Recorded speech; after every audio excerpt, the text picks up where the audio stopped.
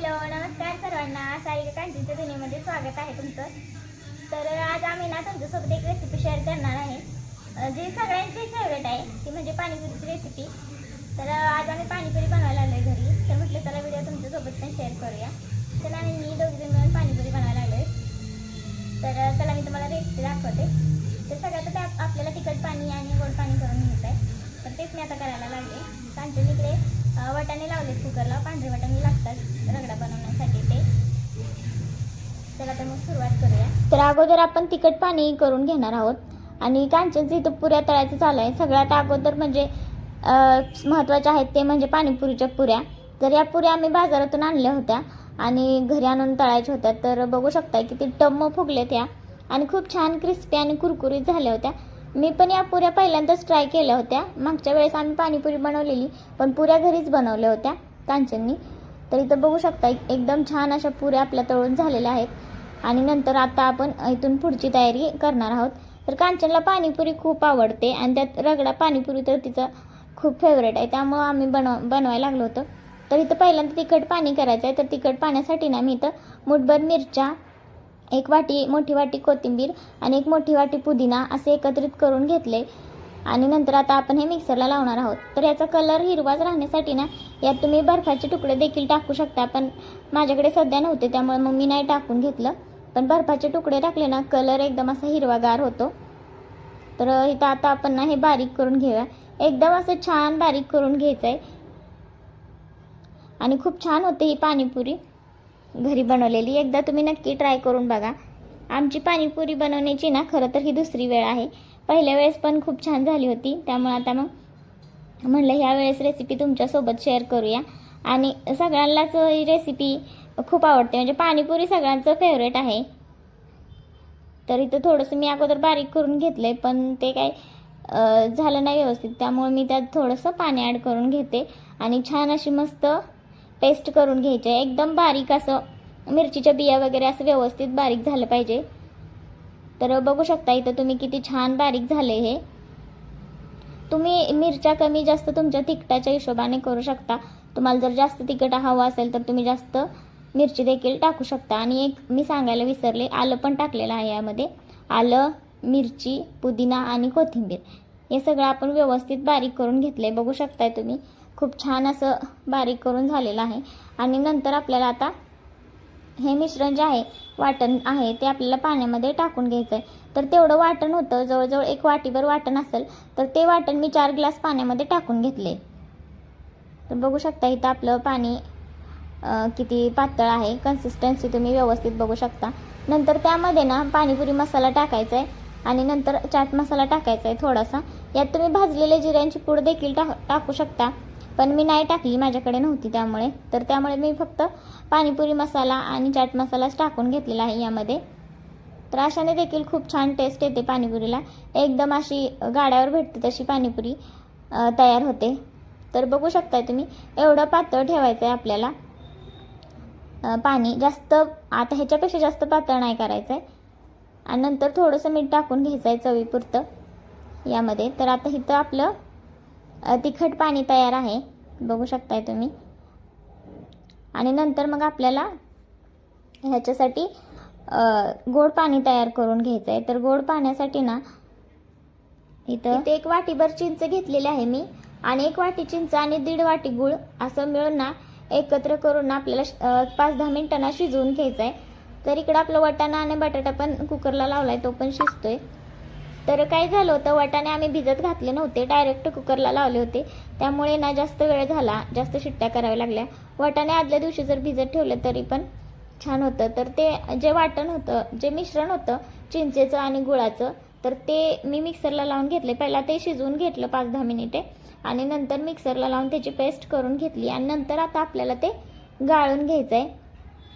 तर 1 वाटी चिंच असली तर 1.5 वाटी गूळ असं आपल्याला प्रमाण ठेवायचं आहे गोड पाण्यासाठी. आणि बघू शकता इथं मी चिंचेची फक्त चिंच काढली होती, जे बाकीचं पाणी होतं ते परत मी गाळून घेतलं होतं त्यामध्ये एक्स्ट्राचं. तर त्यातली चिंच काढून मी मिक्सरला फिरवून घेतली होती. बघू शकता इथं तुम्ही पेस्ट तयार झालेली आहे.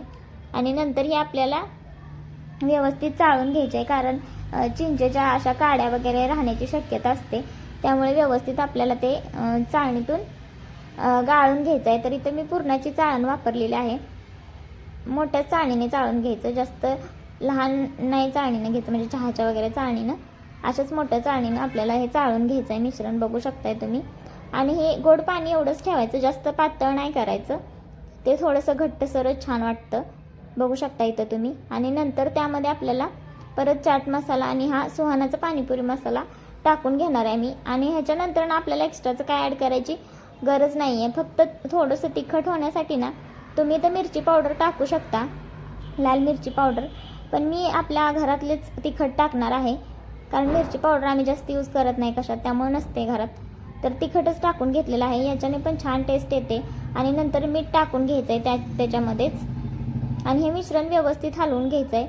पाणीपुरीचं गोड पाणी हे एवढंच घट्ट असलं पाहिजे, ह्याच्यापेक्षा जास्त पातळ नाही किंवा ह्याच्यापेक्षा जास्त घट्ट नाही, हे मीडियममध्ये व्यवस्थित कन्सिस्टन्सी आहे.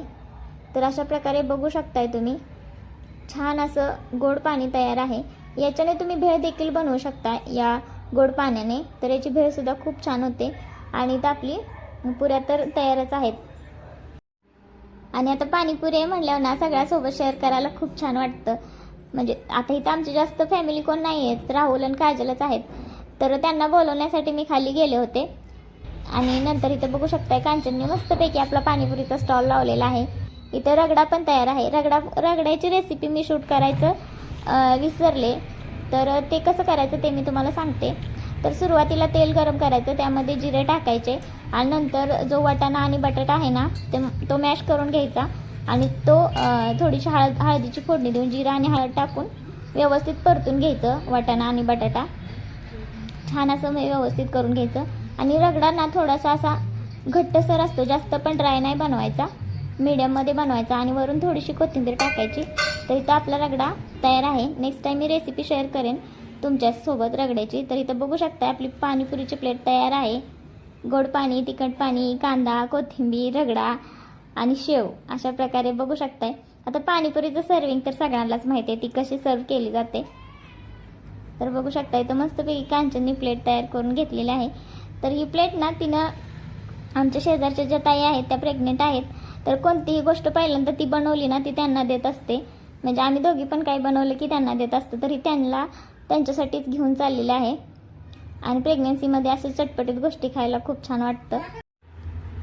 आणि मग राहुल आणि काजल पण यायला लागले होते, त्यांना मी बोलवायलाच गेली होती. तर इथं पहिल्यांदा आपण गीता त्याला देऊन आलेत, आता कांचन देऊन आले. आणि नंतर आता आपण आहोंडला देऊया. तर पाणीपुरीला ना सगळी फॅमिली एकत्र असली ना खूप छान वाटलं. आणि सगळं व्यवस्थित मध्ये मांडायचं, सगळे आपापले पाणीपुरी खात असतात, तर खूप छान वाटतं. तो मोमेंट खूप छान असतो. तर पहिल्यांदा आपण इथं आहोंडला देऊया पाणीपुरी. कांचन इथं द्यायला लागली त्यांना पाणीपुरी बनवून व्यवस्थित. आणि कांचनला ना ती आमच्या घरीच बनवलेली पाणीपुरी आवडते स्टॉलपेक्षा, त्यामुळे पाणीपुरी आम्ही घरी बनवतच असतोय. म्हणजे पहिल्यांदा एकदा बनवली आणि आता एकदा, तर ती परफेक्टच बनली. त्यामुळे इथून पुढे आम्ही कंटिन्यू पाणीपुरी घरातच बनवणार आहे. पाणीपुऱ्या 30 रुपये. तर बघू शकता आव्हानची रिॲक्शन. तर त्यांना पण पाणीपुरी खूप आवडली. आणि आता मी स्वतः ट्राय करते, आम्ही दोघी ट्राय करतो. तर कसं आहे ना, जेव्हा आपण असं बनवतो ना घरी आणि म्हणजे स्वतः टेस्ट करतो ना, तर ते खूप छान वाटतं. आता आमचं कसं आहे माहिती आहे का, कधी कधी आपण केलेल्या गोष्टी ना आपल्याला खाऊ वाटत नसतात. तर आम्ही असं कधी ती बनवते, कधी मी बनवते, असं असते. त्यामुळे गोष्टी अशा म्हणजे खायला छान वाटतं. कधी कधी स्वतःच्या हातची चव सारखी खाऊ नाही वाटत. तर बघू शकता इथं फक्त गोड पाणी, तिखट पाणी मी केले, बाकीचं सगळं कांचनच केलेलं आहे. म्हणजे रगडा आणि पुऱ्या वगैरे तिनंच तळल्यात. बघू शकताय. आता आम्ही दोघींनी खाऊन बघते. तर मस्त झाली होती पाणीपुरी.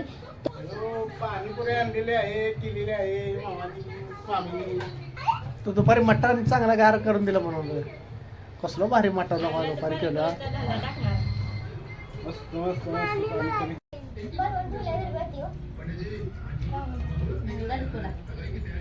त्याला येते बनवून दे कसं द्यायला.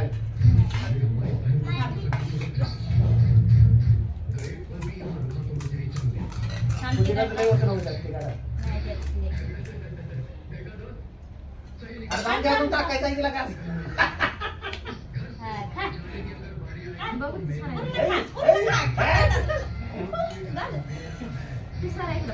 तुला येतं ना?